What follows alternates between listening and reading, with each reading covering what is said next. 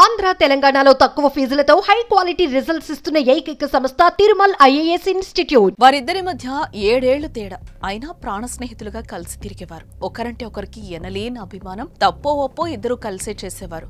Painting పనులు చేసుకుంటూ జీవించేవాళ్లు. చెడు వ్యసనాలకు అలవాటు పడ్డారు. ఇలా రోజు పెయింటింగ్ పనులకు వెళ్లడం, వచ్చిన డబ్బులతో జల్సాలు చేయడం వీరి దినచర్య. అదే చెడు అలవాటు వారి మధ్య కార్చిచ్చు పెట్టింది.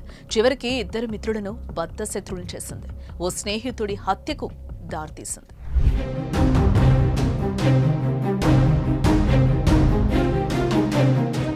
శ్రీకాకుళం జిల్లా రణస్థలం మండలం గొర్లపేట గ్రామానికి చెందిన పవన్ కుమార్ అనే యువకుడు తల్లి బంగారమ్మతో కలిసి ఎరుకొండ గ్రామంలో ఉంటున్నాడు. ఇక బంగారమ్మకు పవన్తో పాటు 2 కుమార్తెలున్నారు.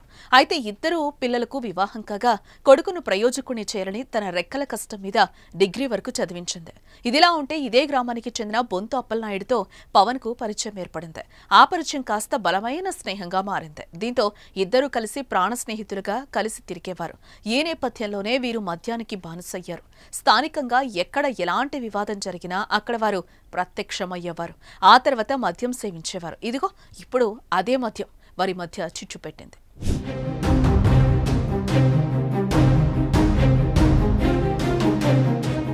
ఇద్దరూ మంచి స్నేహితులు కావడంతో రోజు ఇద్దరు కలిసే పెయింటింగ్ పనులకు వెళ్లేవారు.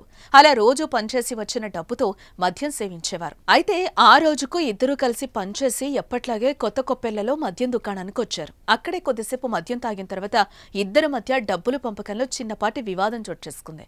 అక్కడ స్థానికుల జోక్యంతో ఇద్దరు స్వగ్రామానికి చేరుకున్నారు.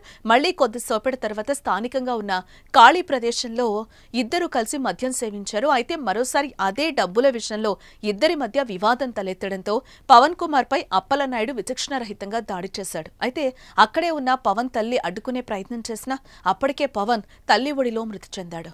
ఇక ఇదే ఘటనపై కేసు నమోదు చేసుకున్న పోలీసులు దర్యాప్తు చేస్తున్నారు.